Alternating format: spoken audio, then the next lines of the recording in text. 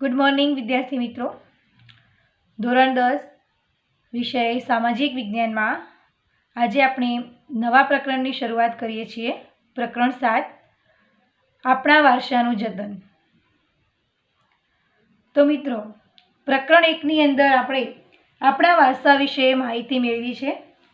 તો આપણા જે વારસા છે, આપણને જે વારસો મળ્યો છે એના કેટલા પ્રકાર છે? તો એના બે પ્રકાર છે. એક સાંસ્કૃતિક વારસો અને કુદરતી વારસો. તો એમાં સાંસ્કૃતિક વારસો એટલે શું? તો માનવી પોતાની કલા, બુદ્ધિ, સૂઝ, કૌશલ્ય દ્વારા જે કંઈ વસ્તુનું નિર્માણ કરે છે તેને સાંસ્કૃતિક વારસો કહે છે. તો એમાં જોઈએ તો મહેલો, કિલ્લા, મકબરાઓ, શિલાલેખો, સ્તૂપો, વિહારો, ચૈત્યો, મસ્જિદો, ઇમારતો વગેરેનો સમાવેશ થાય છે. એટલે કે આપણને જે આપણા પૂર્વજો તરફથી જે મળેલી ભેટ છે એને સાંસ્કૃતિક વારસો કહેવાય છે, કે જે માનવ સર્જિત છે. હવે પ્રાકૃતિક વારસો. તો પ્રાકૃતિક વારસો એટલે પ્રકૃતિ એટલે કે પર્યાવરણ. આમ પ્રાકૃતિક વારસો એ કુદરતી સર્જિત વારસો છે કે આપણને કુદરત તરફથી મળેલી એક અમૂલ્ય ભેટ ગણાય છે. તો એની અંદર નદીઓ, વનસ્પતિ જીવન, વન્ય જીવન, પર્વતો, ભૂમિદર્શનો વગેરેનો સમાવેશ થાય છે. તો આ જે આપણો વારસો છે, સાંસ્કૃતિક વારસો અને પ્રાકૃતિક વારસો, તો એનું આપણે જતન એટલે કે રક્ષણ કરવાનું છે. તો આપણો જે વારસો છે એ વિશાળ છે, વિસ્તૃત છે, સમૃદ્ધ છે. તો વિશ્વમાં ભારત એક અનોખું સ્થાન ધરાવે છે. જ્ઞાન, વિજ્ઞાન, ધર્મ, સંસ્કૃતિ અને કલાના વિવિધ ક્ષેત્રોમાં ભારતનું મહત્ત્વનું પ્રદાન રહ્યું છે. આમ ભારત સમૃદ્ધ અને બેનમૂન વારસો ધરાવે છે. આપણો વારસો એ ભારત વર્ષની પ્રાચીન ગરિમાને વ્યક્ત કરે છે. તેથી આપણા ભવ્ય વારસાના જતન અને સંરક્ષણ માટે આપણે સૌ કટિબદ્ધ બનીએ તો આજના સમયની તે માંગ છે. તો ભારત એક અનોખું સ્થાન, વિશ્વની અંદર અનોખું સ્થાન ધરાવે છે. તો એની અંદર જોઈએ તો જ્ઞાન, વિજ્ઞાન, ધર્મ, સંસ્કૃતિ અને કલાના વિવિધ ક્ષેત્રોમાં ભારતનું મહત્ત્વનું પ્રદાન રહ્યું છે. આમ ભારતનો સમૃદ્ધ અને બેનમૂન વારસો છે. તો આપણો આ વારસો છે એ ભારત વર્ષની પ્રાચીન ગરિમાને વ્યક્ત કરે છે. તેથી આપણા ભવ્ય વારસાના જતન અને સંરક્ષણ માટે આપણે સૌ કટિબદ્ધ બનીએ તો આજના સમયની તે માંગ છે. હવે સાંસ્કૃતિક વારસાના સંરક્ષણની આવશ્યકતા. તો આપણો જે સાંસ્કૃતિક વારસો છે એના રક્ષણ માટેની જે આવશ્યકતા છે તે જોઈએ. ભારતનો વારસો વૈવિધ્યપૂર્ણ છે. સાંસ્કૃતિક વારસામાં સાહિત્ય, શિલ્પ, સ્થાપત્ય, વિવિધ કલાઓ અને પ્રાકૃતિક વારસાનો સમાવેશ થાય છે. કુદરતી કે માનવસર્જિત પરિબળો દ્વારા તે પ્રતિકૂળ અસર પામી રહ્યો છે. તેનું સંરક્ષણ કરવું ખૂબ જ જરૂરી છે. વારસો દેશના લોકોને ગૌરવ અપાવતો હોવાથી દેશની પ્રજા પોતાની ઓળખ વારસા સાથે જોડી તેને આદર આપી છે. જેથી તેના વ્યવસ્થાપન માટે હકારાત્મક દૃષ્ટિકોણ કેળવવાની જરૂર છે. આમ લુપ્ત થઈ રહેલી કલાઓ છે, સ્થાપત્યો છે વગેરેનું આપણે શું કરવાનું છે? સંરક્ષણ કરવું જોઈએ. જેથી જે આવનારી પેઢી છે, એટલે કે આવનારી પેઢીને પોતાના પૂર્વજોએ કરેલા જે ગૌરવપૂર્ણ કાર્યો છે એ કાર્યોમાંથી પ્રેરણા મળે. આમ આપણા વારસાના જતન પ્રત્યે આપણે જાગૃત નથી, તેમજ આપણી બેદરકારીના કારણે વારસાને આજે નુકસાન થઈ રહ્યું છે. તેથી વારસાનું સંરક્ષણ આજે આવશ્યક બન્યું છે. તો અહીંયા આપણો જે સાંસ્કૃતિક વારસો છે એના સંરક્ષણની આવશ્યકતામાં આપણે જોયું કે ભારતનો વારસો એ કેવો છે? વૈવિધ્યપૂર્ણ છે, વિશાળ છે. એમાં સાંસ્કૃતિક વારસામાં સાહિત્ય છે, શિલ્પ, સ્થાપત્ય અને વિવિધ કલાઓ આવે છે અને પ્રાકૃતિક વારસાનો પણ સમાવેશ ત્યાં થાય છે. આમ કુદરતી કે માનવ સર્જિત જે પરિબળો દ્વારા તે પ્રતિકૂળ અસર પામી રહ્યો છે, માટે તેનું સંરક્ષણ કરવું એ ખૂબ જ જરૂરી બન્યું છે. આમ વારસો દેશના લોકોને ગૌરવ અપાવતો હોવાથી આપણો જે વારસો છે તેનાથી જે આપણા દેશના લોકો છે એમને ગૌરવ અપાવતો હોવાથી દેશની પ્રજા પોતાની ઓળખ એ વારસા સાથે જોડી અને તેને આદર આપે છે, જેથી તેના વ્યવસ્થાપન માટે એક હકારાત્મક દૃષ્ટિકોણ કેળવવાની જરૂર પડે. આમ જે લુપ્ત થઈ રહેલી જે કલાઓ છે, સ્થાપત્યો છે વગેરેનું જ આપણે સંરક્ષણ કરવું ખૂબ જરૂરી છે કે જેથી આપણી જે આવનારી પેઢી છે એ આપણા પૂર્વજો તરફથી આપણને જે કંઈ સરસ ગૌરવપૂર્ણક જે પૂર્વજોના કાર્યો છે અને જે કંઈ આપણને મળ્યું છે એ તરફથી પ્રેરણા મેળવી. આમ આપણા વારસાના જતન પ્રત્યે આપણે જ જાગૃત નથી, માટે તેમજ આપણી જે બેદરકારીના કારણે વારસાને આજે નુકસાન થઈ રહ્યું છે, તેથી વારસાનું સંરક્ષણ આજે આવશ્યક બન્યું છે. હવે સાંસ્કૃતિક વારસાના સંરક્ષણની અનિવાર્યતા શી છે? તો વારસો એ દેશની ઓળખ છે. તેની અવગણના કરનાર રાષ્ટ્રનું કોઈ ભવિષ્ય હોતું નથી, કારણ કે વારસો આપણા માટે શું કરે છે? માર્ગદર્શક હોય છે. આમ ભૂતકાળમાં આપણે જે ભૂલો કરી છે તેને વર્તમાનમાં સમજીને ભવિષ્ય માટેની યોજના અને વિકાસની દિશા નક્કી કરવામાં વારસો આપણને પથદર્શક બને છે. દેશમાં નવી ચેતનાનો સંચાર કરવામાં વારસો ખૂબ જ ઉપયોગી છે. તો વારસો છે, વારસાથી જ આપણા દેશની ઓળખ થાય છે, એટલે કે તેની જે અવગણના કરવી એ જરૂરી નથી અને તેની જે અવગણના કરનાર રાષ્ટ્રનું કોઈ ભવિષ્ય હોતું નથી, કારણ કે વારસો આપણને એક માર્ગદર્શક તરીકેનું કાર્ય કરે છે. માટે ભૂતકાળમાં આપણે જે કંઈ ભૂલો કરેલી છે તેને વર્તમાનમાં ફરી આપણે સમજી લઈએ અને ભવિષ્ય માટેની યોજના અને વિકાસની દિશામાં નક્કી કરવામાં વારસો આપણને પથદર્શક તરીકેનું કામ કરે છે. માટે દેશમાં નવી ચેતનાનો સંચાર કરવામાં વારસો ખૂબ જ ઉપયોગી છે. આમ દેશના સાંસ્કૃતિક અને પ્રાકૃતિક વારસાના સ્થળોને થતા જે નુકસાન કે વિનાશ પ્રત્યે દેશના લોકોમાં જાગૃતિ આવે તે અનિવાર્ય છે. વારસાના જતન માટે માત્ર સરકારે જ નહીં, સામાન્ય પ્રજાએ પણ પોતાની ભૂમિકા નિભાવવી જોઈએ. વારસો એ દેશની પ્રજા માટે આદર્શ હોય છે, તેથી તેને નષ્ટ થતો અટકાવવો જરૂરી છે. વિદેશી પ્રજાઓના આક્રમણ અને આપણી સજાગતાના અભાવને લીધે આપણા વારસાને ભયંકર નુકસાન થયું છે. તેની જાળવણી કરવાની સરકાર તથા સમસ્ત પ્રજાની નૈતિક ફરજ રહી છે. તો અહીંયા દેશના સાંસ્કૃતિક અને પ્રાકૃતિક વારસાના જે કંઈ સ્થળો છે, તો એ જે સ્થળોને નુકસાન થઈ રહ્યું છે કે અથવા એ વિનાશ થઈ રહ્યો છે, તો દેશના લોકો એના પ્રત્યે જાગૃત થવું પડશે અને વારસાના જતન માટે માત્ર એકલી સરકાર નહીં, પરંતુ સામાન્ય જે પ્રજા છે એને પણ પોતાની ભૂમિકા ભજવવી પડશે અથવા તો નિભાવવી પણ જોઈએ. આમ વારસો એ દેશની પ્રજા માટે એક આદર્શ હોય છે, તેથી તેને નષ્ટ થતો અટકાવવો જરૂરી બને છે. આમ વિદેશી પ્રજાના આક્રમણ અને આપણી જે સજાગતાના અભાવને લીધે આપણા વારસાને એક ભયંકર નુકસાન થઈ રહ્યું છે, તેની જાળવણી કરવાની સરકાર તથા સમસ્ત પ્રજાની નૈતિક ફરજ બની રહે છે. હવે પર્યટન ઉદ્યોગો અને આપણો વારસો. યુનેસ્કોએ ભારતના ઘણા પ્રાકૃતિક અને સાંસ્કૃતિક વારસાના સ્થળોનો વૈશ્વિક વારસાની યાદીમાં સમાવેશ કરેલો છે. દેશ વિદેશના પ્રવાસીઓ આપણા સાંસ્કૃતિક અને પ્રાકૃતિક વારસાના સ્થળોને જોવા, જાણવા અને સંશોધન કરવા આવે છે. તેથી દેશના પર્યટન ઉદ્યોગનો વિકાસ થાય છે, તેમજ પરિવહન ઉદ્યોગને પણ લાભ થાય છે. આમ પર્યટન ઉદ્યોગ જે તે રાજ્યને આર્થિક લાભ કરાવી આપે છે તથા લોકોની સાંસ્કૃતિક કલાઓ પરંપરાઓને વિશ્વ સમક્ષ પ્રગટ કરનારી તક પૂરી પાડે છે. ઉપરાંત સ્થાનિક લોકોને બેરોજગારી મળે છે અને લુપ્ત થતી કલાઓને નવજીવન મળે છે.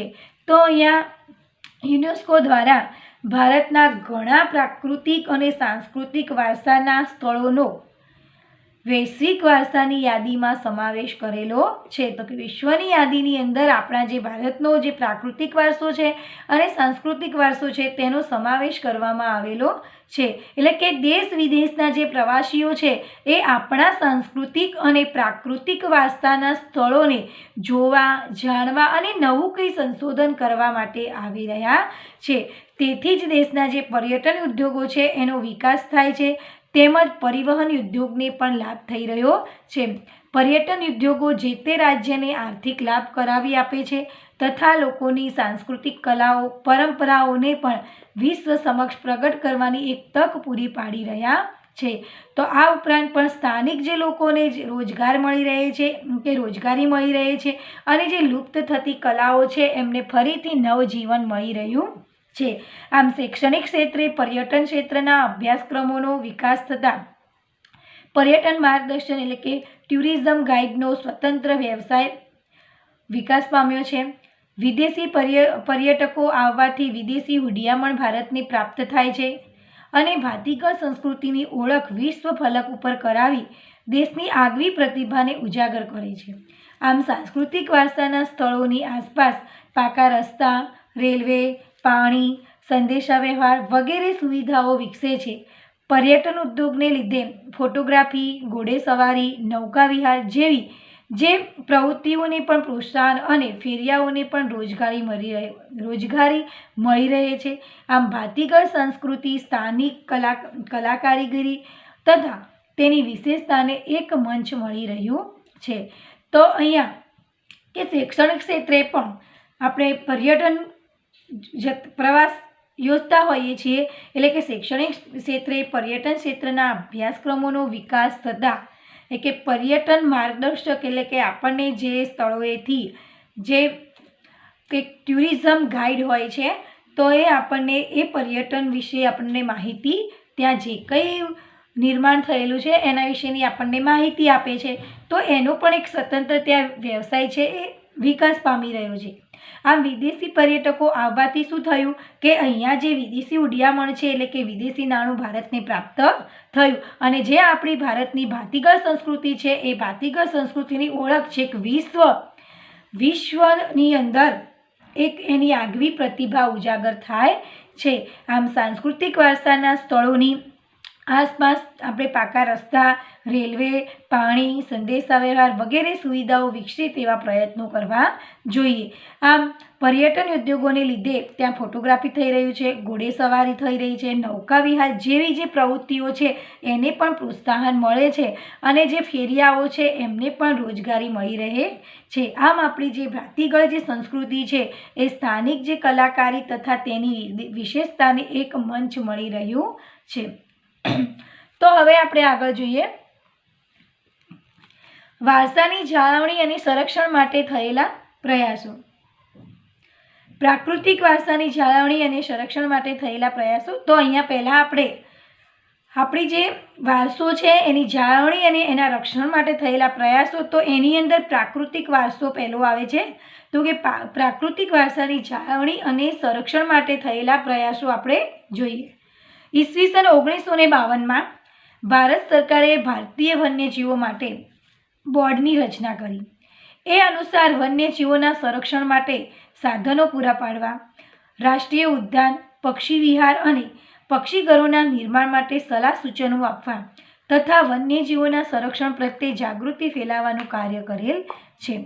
તો અહીંયા ઈસવીસન 1952માં ભારત સરકારે જે ભારતીય વન્યજીવો માટે એક બોર્ડની રચના કરી અને એ અનુસાર એની અંદર જે વન્યજીવો છે એના રક્ષણ માટે સાધનો પૂરા પાડવા માટે એક રાષ્ટ્રીય ઉદ્યાન બનાવવું જોઈએ, પક્ષીઓ માટે પક્ષી વિહાર બનાવવું જોઈએ, પક્ષી ઘરો બનાવવા જોઈએ.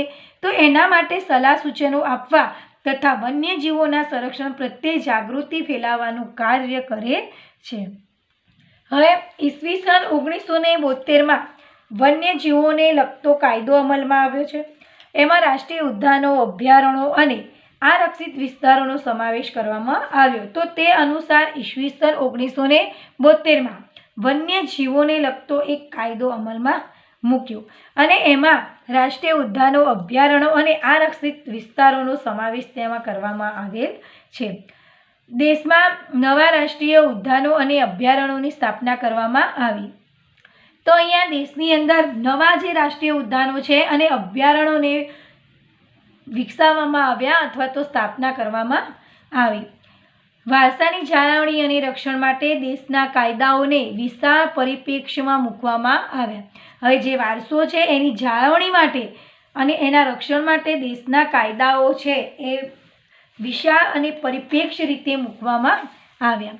લુપ્ત થતા વિશિષ્ટ છોડવાઓ અને પશુઓને બચાવવા તેનો વિનાશ રોકી શકાય તે માટે કડક કાયદા બન્યા છે. તો અહીંયા લુપ્ત થતા જે વિશિષ્ટ છોડવાઓ છે અને પશુઓને બચાવવા તેનો વિનાશ રોકી શકાય કે તે માટેના કડક કાયદાઓ અમલમાં મૂકવામાં આવ્યા. સરકાર ઉપરાંત વિવિધ સંસ્થાઓ અને સમિતિઓ પણ પર્યાવરણનું અને વન્યજીવોના સંરક્ષણનું ખૂબ જ ઉપયોગી કાર્ય કરે છે.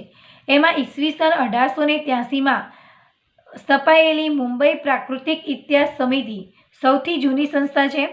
હાલમાં ગીર ફાઉન્ડેશન, નેચરલ ક્લબ વગેરે જેવી સંસ્થાઓ પર્યાવરણના જતનનું ઉપયોગી કાર્ય કરે છે. તો આપણા અમૂલ્ય વારસાને જાળવવા માટે સરકારે બાંધકામમાં જોગવાઈઓ કરી છે. બંધારણમાં નાગરિકોએ બજાવવાની મૂળભૂત ફરજોમાં વારસાની જાળવણીનો સમાવેશ કર્યો છે. તો અહીંયા સરકાર ઉપરાંત પણ વિવિધ સંસ્થાઓ છે અને સમિતિઓ પણ પર્યાવરણનું અને વન્યજીવોનું રક્ષણ કરવા માટે ખૂબ જ ઉપયોગી એવા પગલાં ભરી રહી છે અને કાર્ય કરી રહી છે. તો એમાં ઈસવીસન 1883માં સ્થાપેલી એક સંસ્થા છે મુંબઈ પ્રાકૃતિક ઇતિહાસ સમિતિ સંસ્થા. તે સૌથી જૂની સંસ્થા છે અને હાલમાં ગીર ફાઉન્ડેશન, નેચરલ ક્લબ જેવી સંસ્થાઓ છે એ પર્યાવરણનું જતન માટે ઉપયોગી કાર્ય કરી રહ્યા છે. આમ આપણા અમૂલ્ય વારસાને જાળવવા માટે સરકારે બાંધકામમાં પણ જોગવાઈઓ કરી છે. આમ બંધારણમાં નાગરિકોએ બજાવવાની જે મૂળભૂત ફરજો છે તો એમાં પણ વારસાની જાળવણીનો સમાવેશ કરવામાં આવ્યો છે. તો આપણા બંધારણ આમુખની અંદર કે આપણી જે ફરજો છે એની અંદર આપણું જે પર્યાવરણ છે તો આપણી જે વારસાની જાળવણી છે એનો પણ સમાવેશ કરવામાં આવ્યો છે. તો વિદ્યાર્થી મિત્રો, આજનો અભ્યાસ આપણે આટલા સુધી સીમિત રાખીએ છીએ. આજે આપણે જે ટોપિક વિશે ચર્ચા કરી છે એમાંથી થોડા પ્રશ્નો જોઈએ. તો આપણા દેશનો વારસો કેવો છે? તો આપણા દેશનો વારસો સમૃદ્ધ અને વૈવિધ્યપૂર્ણ છે. દેશની ઓળખને કોણ સ્પષ્ટ કરે છે? દેશની ઓળખને આપણો જે વારસો છે એ સ્પષ્ટ કરે છે. વૈશ્વિક વારસાના સ્થળોની યાદી કોણે તૈયાર કરી? વૈશ્વિક વારસાના સ્થળોની યાદી યુનેસ્કોએ તૈયાર કરી. ભારતીય વન્યજીવન બોર્ડની સ્થાપના ક્યારે કરવામાં આવી? ભારતીય વન્યજીવન બોર્ડની સ્થાપના ઈસવીસન 1952માં કરવામાં આવી. વન્યજીવોને લગતો કાયદો ક્યારથી અમલમાં આવ્યો? વન્યજીવોને લગતો કાયદો ઈસવીસન 1972થી અમલમાં આવ્યો. વન્યજીવોનું સંરક્ષણ કરવા માટે સ્થાપેલી સૌથી જૂની સંસ્થા કઈ છે?